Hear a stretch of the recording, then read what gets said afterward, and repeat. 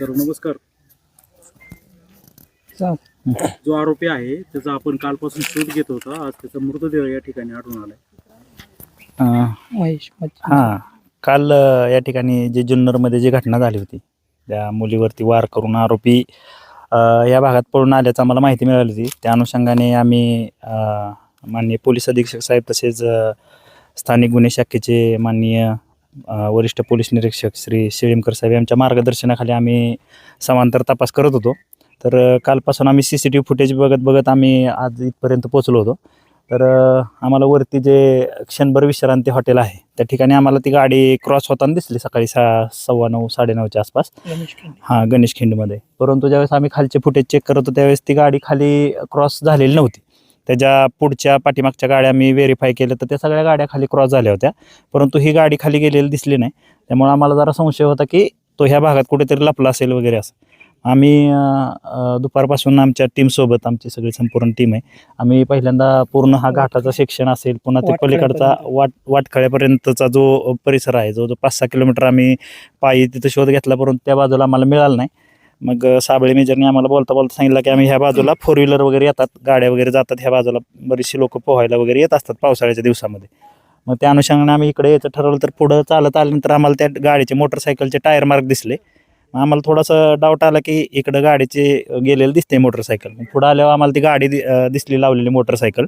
मग ते आम्ही ऑनलाईन ती गाडीचे चेक केलं असता ती गाडी त्याच्याच नावावरती निघाली, महेश मच्छिंद्र डामसेंच्या नावाने. मग त्या गाडीचं त्यांनी दोरी तोडलेली दिसली, तिथं दगडांनी तोडून नेलेली दिसली. मग आम्हाला अंदाज होता की बाबा त्यांनी काहीतरी केलं असेल.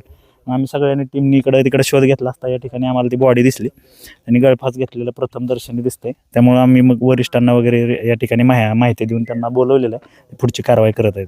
या कारवाईमध्ये कोणी कोणी सहभाग घेतला होता टीममध्ये? हे आमचे सहकारी आहेत, आमचे दीपक साबळे साहेब आहेत, अक्षय नवले, संदीप वारे, आमच्याबरोबरचे चालक आहेत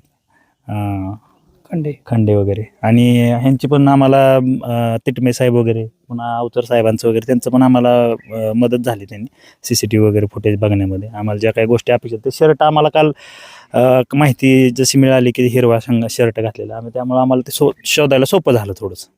काल म्हणजे पूर्ण 5-6 किलोमीटर डोंगर चढून तुम्ही पाहत होता? हो हो हो हो, बरोबर. CCTV फुटेज जे आहे ते कधी चेक केलं होते आपण? म्हणजे हे अंदाज याच्यामध्ये त्यांनी जे काही आत्महत्या केली दिसते आणि याचा अंदाज काय असू शकतो?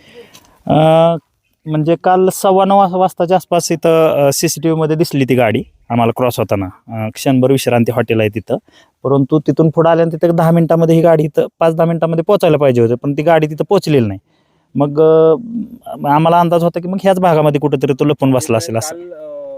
तिकडे जे गुन्हा केला त्या गुन्ह्यानंतर त्यांनी येऊन लगेच बरोबर. काल ते गुन्हा केल्यानंतर त्यांनी कदाचित इथं आल्या पहिलं सुसाईड केलं असावं. घटनास्थळ आता आपण पाहिलं, त्याची बॉडीची अवस्था कशी आहे? ते उन्हामुळे बॉडी लवकर डिकम्पोज झालेली दिसते, पाणी वगैरे सुटलेलं आहे, फुगलेली आहे बॉडी पूर्ण. काही चिठ्ठी वगैरे काय आढळून आली? नाही अजून. ते आता ह्याची टीम, फॉरेन्सिकची टीम येत होती, त्यामुळे आम्ही थोडं वेट केलेलं आहे अजून. म्हणजे फॉरेन्सिकवाले आल्यानंतर चेक करतील ते.